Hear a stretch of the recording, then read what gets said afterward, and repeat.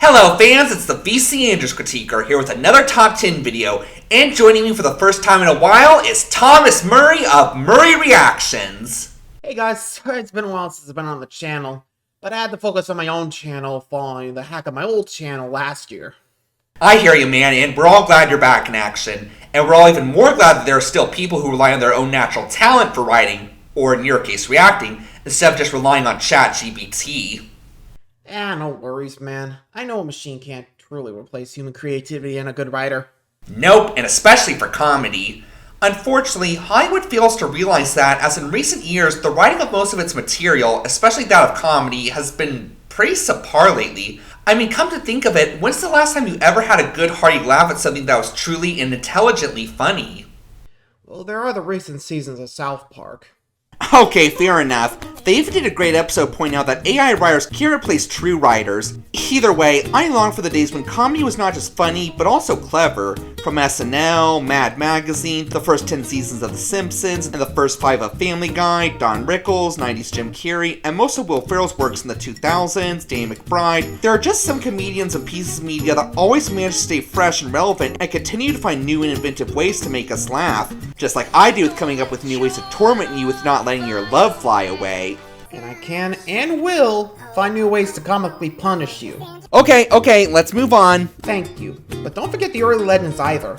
The Marx Brothers, Laurel and Hardy, Abbott and Costello, Kirk Douglas, and Bob Hope. These are legends that practically invented the art of comedy. Yep, and instead of doing so by this, they did so with this.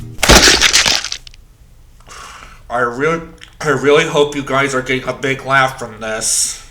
But there were 3 of them that probably left a bigger impact than all the comedians we've mentioned thus far combined. Yep, before Yakko, Wacko, and Dot, the definitive comedy trio of comedic mayhem and destruction was the Three Stooges. Though these 3 may play carefree guys on the screen, the careers of the Three Stooges wasn't an easy time for the actors. Starting over 100 years ago in 1922, Ted Healy and Moe Howard would work together as Ted Healy and his Stooges, the original Three Stooges consisting of Moe, Moe's older brother Shemp, and violinist Larry Fine, and they would eventually begin to outshine Ted in many of their acts, including the movie Soup to Nuts. This eventually caused Ted to get green with envy and start treating them like crap, to the point where Shemp eventually said, I don't need this, and dropped out of the group to make it out on his own. Then here's the bottom line. Our trio's down to 2. Oh. But not for long. Eventually, Shemp and Moe's younger brother Jerry would join the group as Curly around the time the 3 would form a solo group, with their first short, Pop Goes the Weasel, in 1934, which involves the 3 first meeting and their comedically failed attempt to cash in on Curly's supreme boxing talent from hearing said tune. These and many other shorts allow the trio to take the world of comedy by storm with their physical style and mannerisms, labeling them as hidden gems for 12 years. Eventually, Curly had to leave the group due to his failing health, with Shemp and Curly Joe helping Moe and Larry find work before the group officially ended in 1975 with the death of Moe and Larry. But even with the beloved trio themselves gone, they left a long comedic legacy that could make anyone laugh and enjoy the shorts for many years. So, with 190 shorts featuring these goofballs, we decided to rank what we consider the best of their many misadventures. To keep things simple, we're going to be focusing on the Curly era of the Stooges. The reason being that Moe, Larry, and the original Curly are simply the most iconic members of the gang. So get ready for some classic laughs, cause here are the top 10 Three Stooges shorts.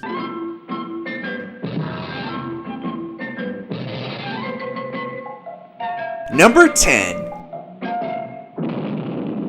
Playing the Ponies. Starting things off, we got the Stooges entering the world of horse racing to earn money at the racetrack. In this 1937 short, the Stooges are attempting to strike it rich in the restaurant business, with more luck than usual actually, mostly because their food quality is on par with Little Caesars. Coincidentally, 2 of their customers also hit rock bottom, with their prized racehorse Thunderbolt having run its course. But rather than sell said horse to the glue factory, the 2 decide to con the Stooges into trading their diner for said horse, with the trio thinking the duo's getting conned by trading their valuable racehorse for their crap old diner that's not a failure at all because of their poor service. Yeah, they're the ones who are bartering without even seeing the horse, so they're totally the smart ones here. You'll be sorry! And even though they initially are when they see the long-faced waste of skin, even though steroids are obviously against the rules, doesn't say they couldn't feed it burning hot pepperinos that'll look a lot like peanuts. Anyway, as fun as this premise is, it's unfortunately unfortunately doesn't come with that many memorable moments. Yeah, the slapstick in this one is honestly just okay. It's by no means boring, it's just not the most creative. Like sitting on a pitchfork in the hay, dropping dishes at the diner. We've had more imaginative torture with these guys before, but it's not to say there aren't some really funny bits. We have Larry mistaking kerosene for water when he tries those peppers, and even the horse can't help but laugh that he's seen someone even dumber than himself. And good God, how the producers get a real-life horse to look so convincingly like he's laughing. The sped-up footage of the horse and the Stooges running super fast, and the peppers, on the other hand, looks embarrassingly terrible. But then again, they may have been going for a so bad it's good vibe, and it largely works here. So, the comedy is okay. Is the premise alone enough to even get it on this list? Well, there is one other thing the short has, and that's one of the best endings for the trio in their entire careers. Well, not the first or last happy ending they'll get. This is one of the few endings where there's no catch or gag to go with it. At least not at their expense. So the Stooges eventually decide the best way out of a bad situation is to give Thunderbolt the peppers and ride a motorcycle with a bucket of water to motivate him to ride like the wind, Bullseye! Well, not quite to that extent, but in spite of a few small hiccups, the plan succeeds and the Stooges actually get to enjoy high society for a period of time with their newfound wealth, along with their prized horse Thunderbolt himself. This ending is really awesome for a couple reasons. One, it's one of the best endings the Stooges have ever gotten in the series. Obviously they couldn't stay wealthy forever to maintain the status quo, but like the classic SpongeBob episode Chocolate with Nuts, it's nice to have them end with them enjoying high society for at least a period of time. Plus, this setup felt like it was just destined to lead to one of the show's worst endings, like maybe Thunderbolt trips and collapses just before the finish line like in Shark Tale, or maybe the judges find out about the pepperinos and consider that the equivalent of steroids and disqualify them. And again, the plan doesn't go flawlessly for the sake of comedy, but it is flawless compared to these guys' usual luck. And besides being pretty funny, it was admirable the Stooges were grateful to Thunderbolt as the reason for their newfound wealth and let him join in the spoils. While the slapstick itself is definitely below the show's standards, this episode is honestly worth watching just for the ending alone, and does have a few so bad it's good moments that will probably make you at least chuckle a little. Number 9. How High Is Up? This short takes the Stooges' hilarity to new heights in the big city. We mean this both literally and figuratively. This 1940s short features the Stooges as inept repairmen who apparently are doing so badly, they're homeless and have to sleep under their car. So after their attempts to create problems to get work leads to an angry mob chasing after them, they take riveter jobs on the 97th floor of a new skyscraper to escape the mob's wrath. Not knowing what riveters are, and when they found out, yeah, they'd freak. And the Stooges prove they're not much better riveters as they are repairmen. But their services resulted in the building looking even more bizarre than a Picasso. Yeah, I don't know if background checks were a thing in 1940, but would have served everyone involved well if the hiring manager for this construction site had done it on these guys because, well, any dipshit who would fix a tire patch with a piece of salami definitely won't have any 5-star Google reviews anytime soon, nor will anybody who will try to create problems they have to solve literally right in front of the people they're trying to rip off, or take almost 5 minutes to pull off a sweater with a frickin' crowbar. Wait a minute. Hey, did that sweater have a pink bow? No! You cut his ear off. Yeah, these guys' stupidity is really something to behold at times. Not to mention them taking a job they literally know nothing about. Not such a smart move, fellas. And this of course leads to some hilarious mishaps once they get hundreds of feet into the air. Like Mo literally having Curly use his helmet in order to hold the rivets in place. That's douchey, even for Mo. Though that may have been to knock some sense into his head, considering Curly literally mistakes a hot rivet for a hot dog. Then again, that may have been a little hypocritical on his part considering he mistakes it as well. Yeah, the jokes here are pretty nuts even for Stooges shorts, but what's really impressive about this episode is how effectively it captures the feel of being so high up on such a low budget. Yeah, and the bar they're standing on is obviously just 3 feet above the soundstage with an obvious city painted on the backdrop. But it still somehow manages to make you feel like these guys really are 100 feet above the ground. Well, the stock footage of the city from hundreds of feet above may have helped with that bit. Well, yes, but there's also Curly literally being blindfolded to get over his fear of heights, which leads to him very nearly stepping off the edge. Not helped by Mo literally spilling grease on said rod that they're on. Even though you know he's gonna be fine, it's still pretty uncomfortable to watch, and only slightly less so when they knock their asshole supervisor in the head, almost knocking him off the rod as well. it's all capped off with them fleeing his wrath by actually jumping off the building. But don't worry, turns out Curly had a parachute the entire time, which takes him quite a while to activate, very nearly killing the trio. But don't worry, they land in their car safe and sound. Nothing too special, but for impressively capturing the feel of being in high places with such crappy effects, taking the Stooges' stupidity to new heights, and effectively showcasing the dangers of this profession, this short definitely earned a place on this list. Number 8. No census, no feeling. We all hate those annoying Google surveys that pop up, especially when they offer you a shit ton of money for it. But you may be curious about how this was done before the age of internet, and the answer is with census takers, people who literally go up to other people and say, "Would you like to take a survey?" Yeah, it pissed people just as much with live humans as with machines, which of course makes for a perfect occupation for the trio. Released in 1940 after accidentally wrecking an antique shop they were sleeping at and evading the cops, which, just heads up, you're gonna see quite a few more times on this list. The Stooges hide in a census taker's recruitment office and get hired on the spot. But besides being an already obnoxious position, combining it with the Stooges' natural obnoxiousness naturally leads to some piss-off folks and some hilarious antics for us to watch. Yeah, this short is definitely chaotic to say the least, featuring some pretty bizarre scenarios, like the Stooges trying to get interviews in a high society party, and even for a bunch of college football players when they're in the middle of a frickin' football game. A great satire of how obnoxious surveyors are in both human and virtual form. Not to mention, Larry literally interviews the guy whose shop they wrecked, and it has some interesting results. Yeah, I somehow think that cop isn't going to be as devoted to helping him as before. No, probably not. And satire aside, this episode just has so many great comedic lines to enjoy. We just got a job. We're working for the census. You mean Will Hayes? No, the census, the census. Well, how do I look? Oh, you look like a million. Ah, she can't be that old. 43. 50. 43. Sold American. Oh! Woo! Quarterback. Halfback. Hunchback. You know, I think Curly would have made a better Quasimodo than Lon Chaney Jr. did 1 year prior. Hell, if he had played the Gargoyles in the Disney movie, I think they would have been a lot more popular.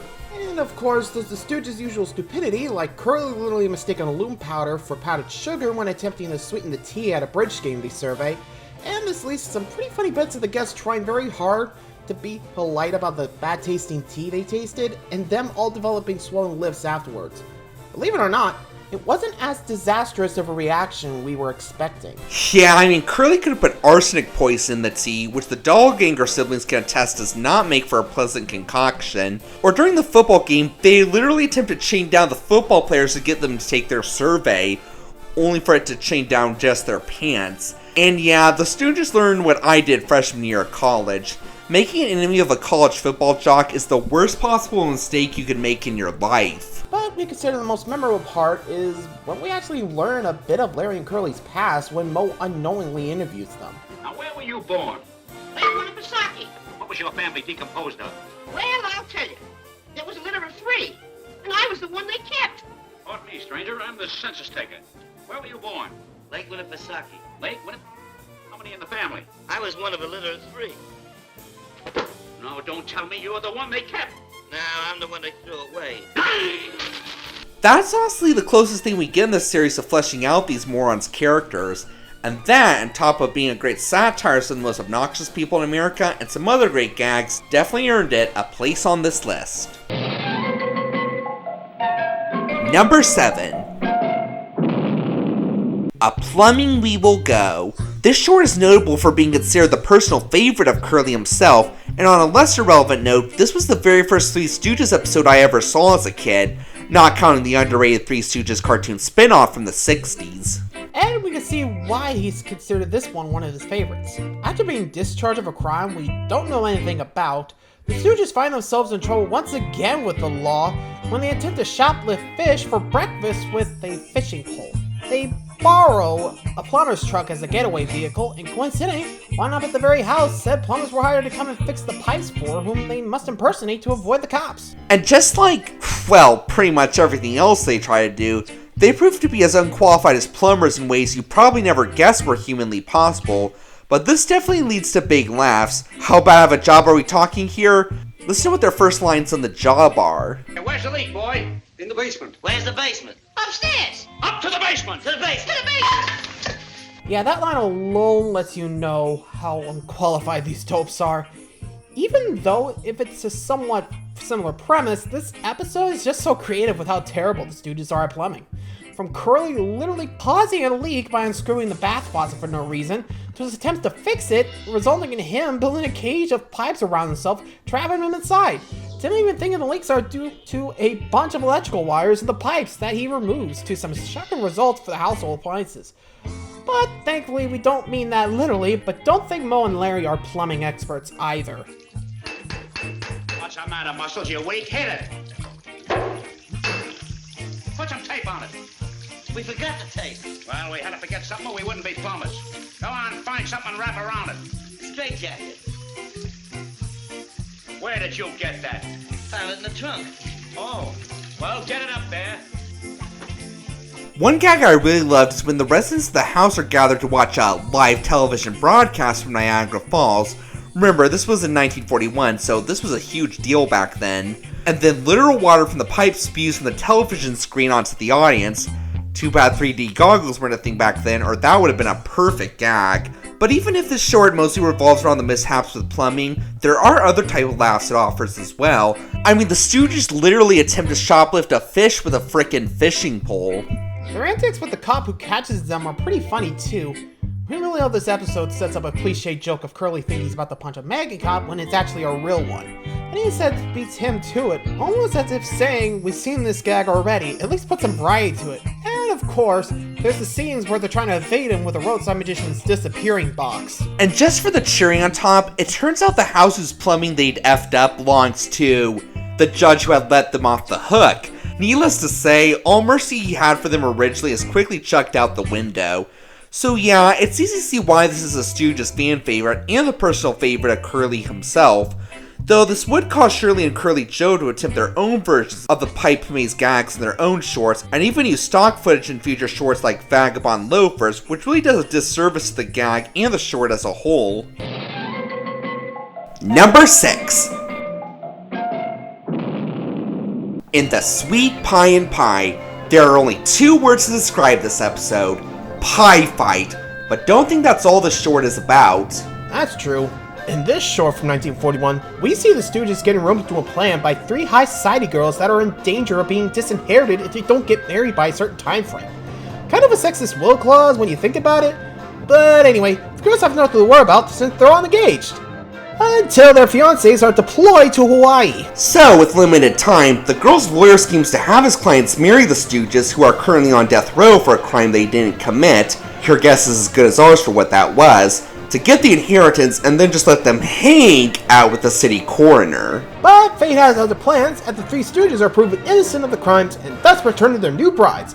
Not wanting to spend their lives married to a bunch of Ed, Edd and Eddy prototypes, the girls and lawyers scheme to have grounds for divorce by forcing the trio into high society, expecting them to fail miserably and embarrass themselves, that being their divorce justification. But when nothing works, they pile all the stops with an elite party, complete with the butler dumping a cake on Mo. And this, of course, leads to probably the greatest pie fight in TV history. Or rather, theatrical short history. But before we talk about that, the rest of the short is pretty good as well. The girls all do really well as your snobby entitled Karens who wouldn't stay married to our trio for $1 billion. Okay then, give us a kiss. Oh, honey. Close your eyes. Oh! Oh!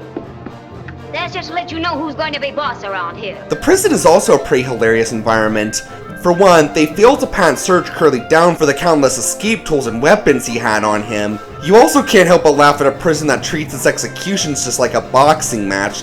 Just imagine how they'd react to Edward Delacroix's botched execution. Speaking of which, the Stooges have one as well, but unlike Del's painfully fatal one, theirs ends up saving them because the prison apparently spent all its time and money on its fancy boxing-like arena for the execution, and not on ropes of acceptable quality for hanging.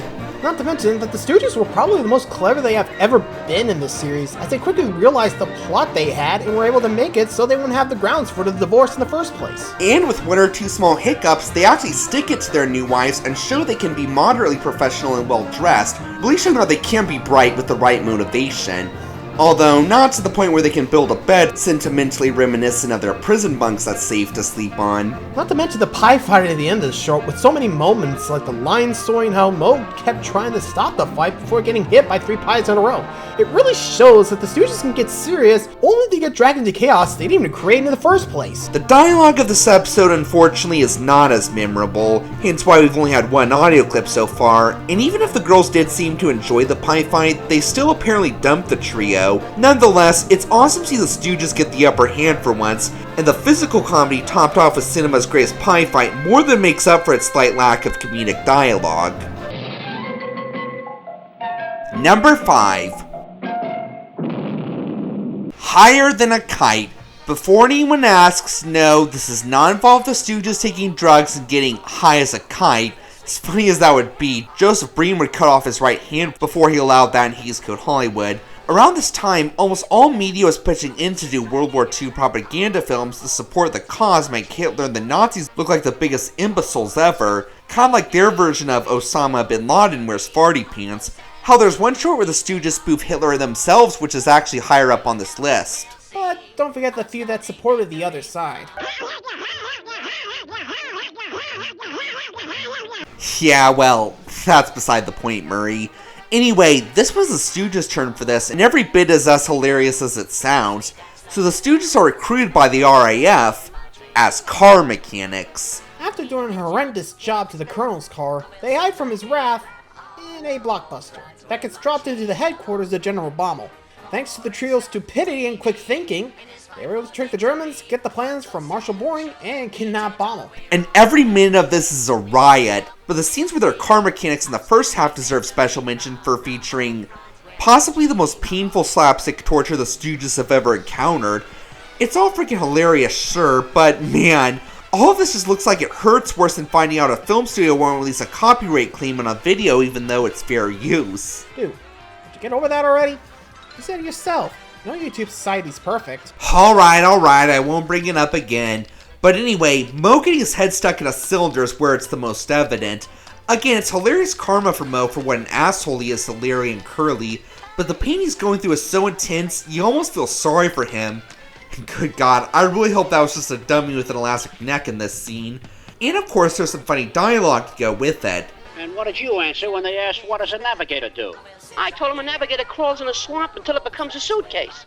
And bites like this, too. And of course, there's the terrible green screen effect of the blockbuster being dropped down, but the crappy effect topped off with the obvious World War II stock footage honestly makes the scene all the more funny. And of course, there's the fact that the Nazis are portrayed just as Uncle Sam wanted them to be seen. Such chickens that even a Chick-fil-A logo would scare them.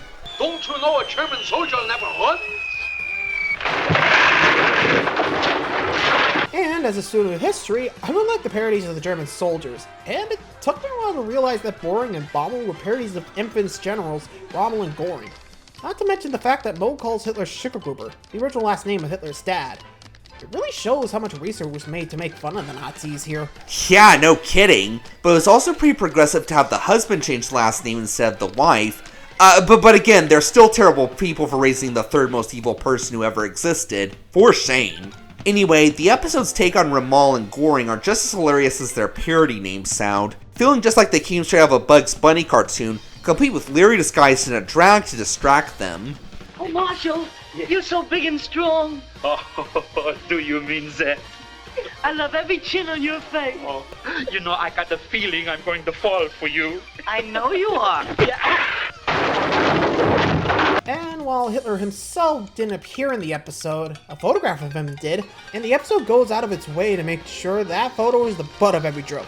Quite literally at times. No kidding. I mean, what better way to demean the Nazis than having them literally saluting Curly's ass? Just a hilarious end to a very awful day for the Nazis. Number 4.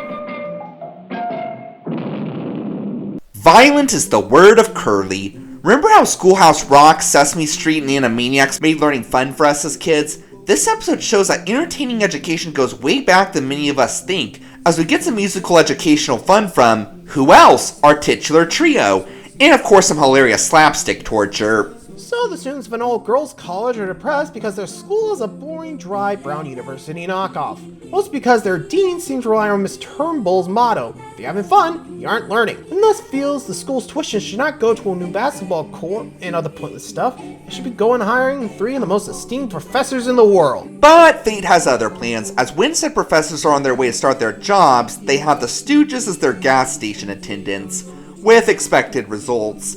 So they flee the scene and coincidentally wind up at the very university the professors were heading to, and because they're wearing graduate outfits they found in the car they borrowed for their getaway, they're mistaken for said professors and are brought in to give a super long, boring, insomnia-curing lecture, which of course ends up being anything but.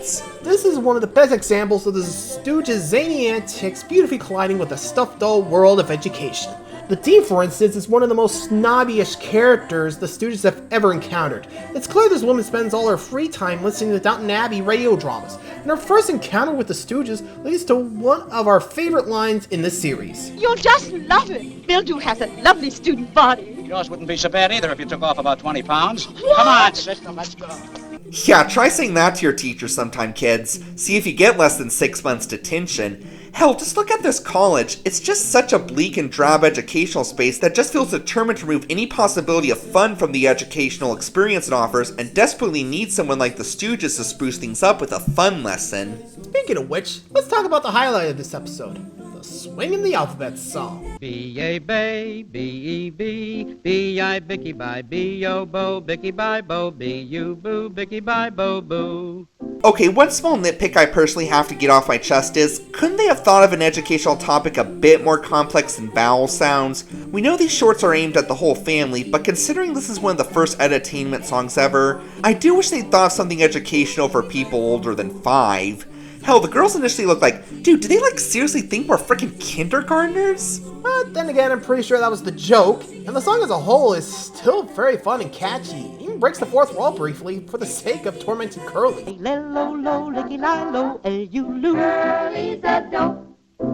Plus, it's even more hilarious to hear all the innuendo it brings up. Dicky-die, dicky-die, dicky-die, dicky-die, F-U, F-U, F-U, F-U. Good night, everybody! The slapstick, for the most part, is only okay. The Stooges mostly just annoy the 3 professors at the beginning with their physical antics, rather than physically hurt them. But then again, it's not every day they literally blow someone's car up. Nope, and I also love this bit where Curly sees their hood ornament and is like, nope, no object fetishes on my watch! Or how about this line? Yeah, I found a Corona. A Corona? It was a Corona, but I only found half of it. I'm not touching that one with a 10-foot pole. How about you, Murray? Not even with a 100-foot one. And as for the ending, the real professors arrive, expose the Stooges for frauds, and decide to return to Hamburg after all the hell they've been through. But with the comedic sports demonstration, they convince Miss Catsby to invest in new sports equipment for the girls, provided they get the professors back. And they do! With a little help from an exploding basketball. Even if the physical slapstick is a little below the show's normal standards, this episode still manages to get some huge laughs with its witty dialogue and awesome if simple edutainment song, while delivering a simple but important message about how learning can still be fun with a little creativity and the right folks to teach it.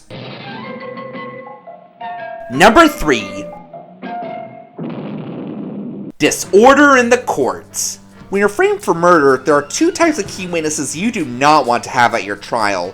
A, someone actually involved in said murder, and B, the Three Stooges, both of which virtually guarantee you having a prayer of being exonerated. But please put emphasis on the word virtually.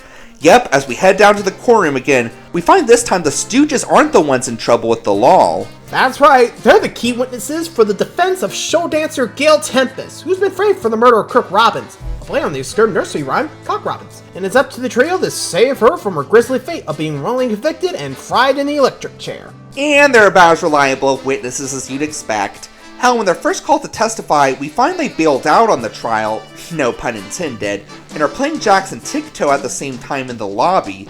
Yeah, maybe Miss Tempest should consider writing her will instead. This scenario is another perfect, stuffy, real-world location for the Stooges to unleash their zany antics upon. Yeah, an esteemed university was stuffy enough, but murder trials are often some of the most formal and dead serious events ever, and thus the court's reactions to the Stooges' antics are just priceless, especially when trying to get Curly to testify. Please take off your hat. Raise your right hand. Now put your left hand here. Will you please take off your hat? Raise your right hand. He's asking you if you swear. No, but I know all the words. He's asking you if you'll swear to tell the truth. Truth is stranger than fiction, Judgy Wudgy. Kindly address this court as Your Honor. Do you solemnly swear to tell the truth, the whole truth, nothing but the truth? Certainly. What have I got to lose? Take the stand. Where will I put it? No. Take the stand. I got it. Now what'll I do with it? Sit down. And things actually go from bad to worse when Moe and Larry get involved attempting to reenact the events of said night of the murder, complete with a musical number that tortures the bailiff every 10 seconds. And okay, not every joke is perfect. Like, there's one scene where the defense attorney asks Curly to pull the trigger of the murder weapon to show that only someone as strong as Curly could do so, not a little weak woman like his client. And I'll just ignore the extreme sexism of that comment since it was intended to get her off the hook. Anyway, he promises the weapon isn't actually loaded, and yeah, that joke was pretty easy to see coming 100 miles away. At least when Tom and Jerry did predictable jokes like this, they'd always top it off with this batshit meme.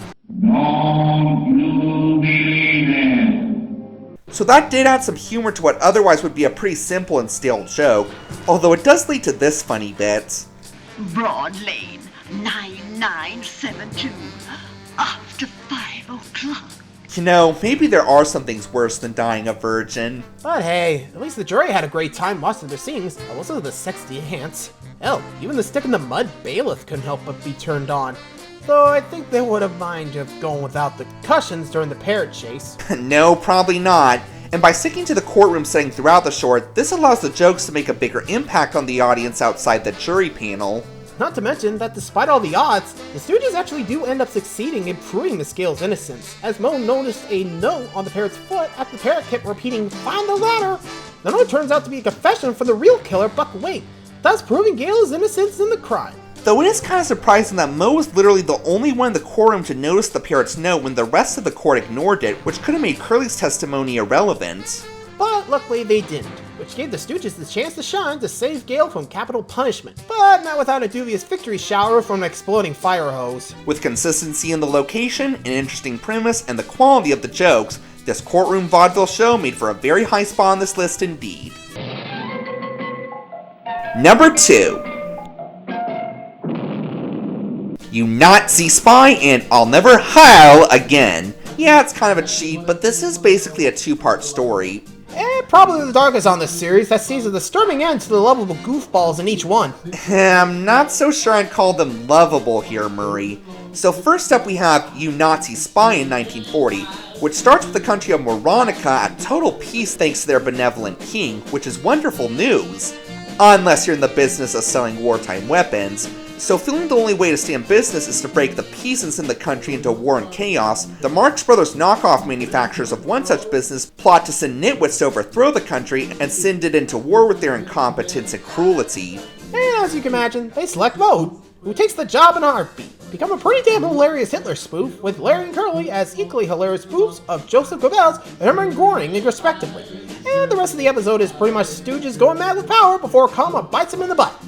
Or in this case, devours them with the jaws of a lion. But since the Stooges spoofing Hitler just had too many possibilities to explore, it got an alternate continuity sequel where the greedy executives, whose completely different appearances suggest the Marx Brothers threatened to sue if they were portrayed as corporate assholes again.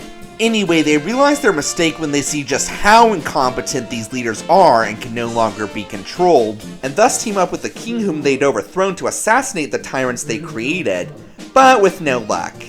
At least until the end. Okay, so where do we begin with these installments? Well, one thing to note is that this is actually the first American Nazi satire, not the Charlie Chaplin Great Dictator film. This short actually predates the film by 9 months, but did this short do its job at being the Osama bin Laden wears party pants in 1940s America? You'd better believe it does. While the majority of jabs at Hitler that followed were pretty funny, as are the ones in modern media, This one goes all out in depicting Hitler as the most sensitive, immature pansy that America, and honestly the world in general, needed to see at the time. Throw him to the lion. But we have no lions. How about the tigers or the cubs? Or the giants? How can I throw anyone to the lions when we have no lions? Oh, don't worry, little fella. We'll get you nice, ferocious lions. We think what makes this short so effective was Hitler in real life was almost as much of a short-tempered hothead as Moe was on screen. So he's honestly the perfect guy to mock the tyrant. And it's not the same that Larry and Curly aren't hilarious Nazi satires as well. Yeah, man, I'm from the South. My Unterwäsche, that's what I'm talking about. Yeah, man. They're nuts. Yeah. But Moe as Hitler is definitely the selling point of these shorts. And before you ask, no, there's no satire of the final solution in either short. The filmmakers definitely didn't want a Springtime for Hitler. Or the Nazi rats in Nutcracker in 3D. Precisely. Even for comedic whack jobs like these, there's a fine line of acceptability you just can't cross. Anyway, there's also a lot of great visual gags as well, from the map of Moronica and all the neighboring countries, to Curly attempting to execute a traitor in the style of a blindfolded gun duel, to a future-predicting telescope showing their very deserving fate in hell once they've died.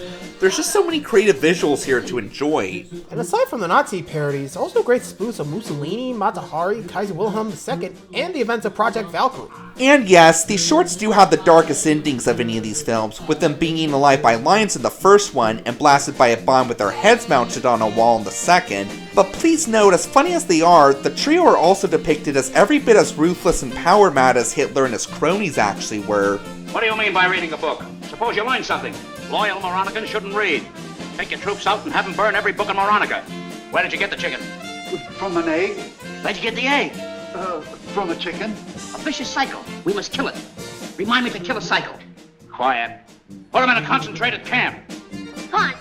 Yeah, Moe's never exactly been a saint, but this honestly may be the most cruel he's ever been depicted in any of these episodes. Same for Larry and Curly. So even though such an ending for these lovable groups that the whole world adores would seem unbearable, their massive a-holism in these two episodes make both endings pretty satisfying karma for the three. But there is one sweet thing we have to say about the Stooges early on. Early in the film, Moe says he'll only take the dictator job if Curly and Larry can join him.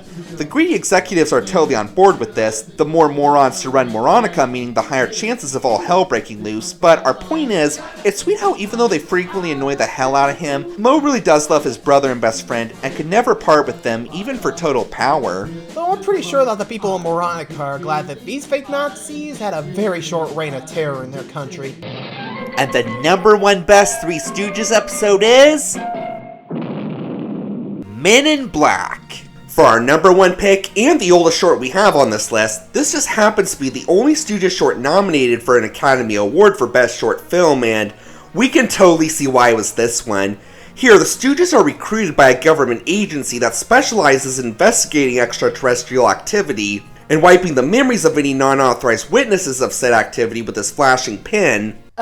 Dude, wrong Men in Black. This Men in Black's a short from 1934, which sees the Stooges being hired as doctors at the Lost Arms Hospital following their graduation from med school. Only catch is, the professor had pulled a Mrs. Puff and let them graduate because they'd been repeating said course for so many years and just didn't want to have to deal with them anymore.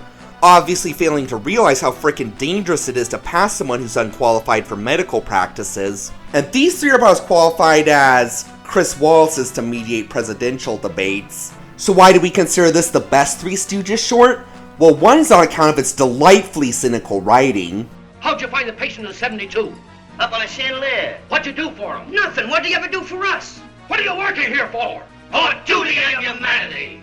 We're mighty proud of you. You've done a wonderful thing for humanity. And when we leave here, we're going right down to the president's office, and we won't say a word about it.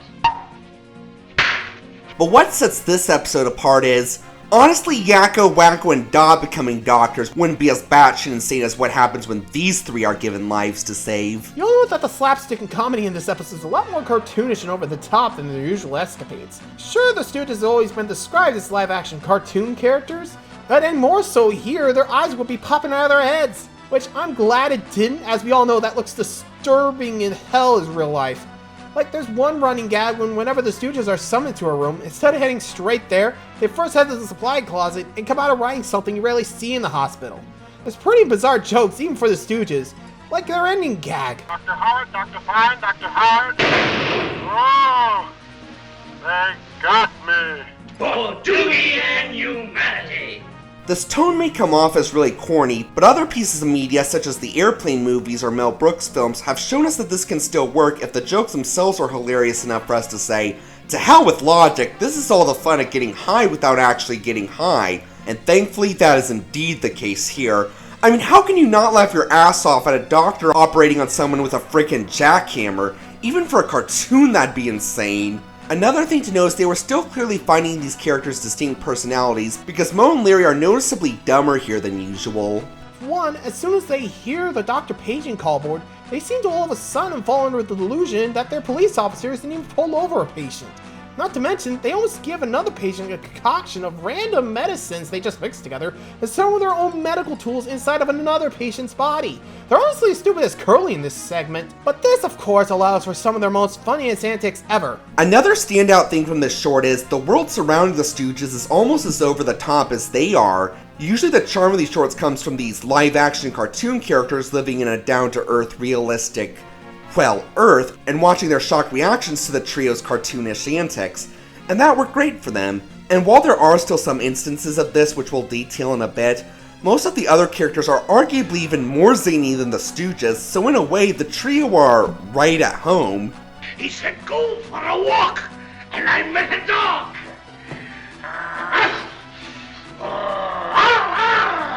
Is it true that an apple a day keeps the doctor away? Yes, that's true. Well, then why don't the patients eat an apple a day and save hospital expenses? Did you ever see an apple with a skin on the inside? Oh, sure I did. In homemade apple pie. Well, that's a really odd way of saying touche. But if you're a fan of real-world people watching nut jobs like these, this episode does give us that with the hospital administrator, whose shock reactions to the gang are priceless, especially when they insist on operating on him, and we soon see he is completely understandable. And that bit where they keep breaking the glass of his door never gets old. Hell, the maintenance guy gets so used to it, he eventually breaks it himself when he sees them coming, only for them to go into the room peacefully, pretty much defeating the point. Even if the premise isn't the most interesting on this list, this episode's jokes and execution are just so batshit insane that it not only makes for the most memorable episode in our opinion, but honestly one of the most insane pieces of media that wasn't filmed while on LSD, and it ultimately leads to what we consider the best Three Stooges short ever, with our trio's actions 100% devoted to making us laugh our asses off, and more importantly, for duty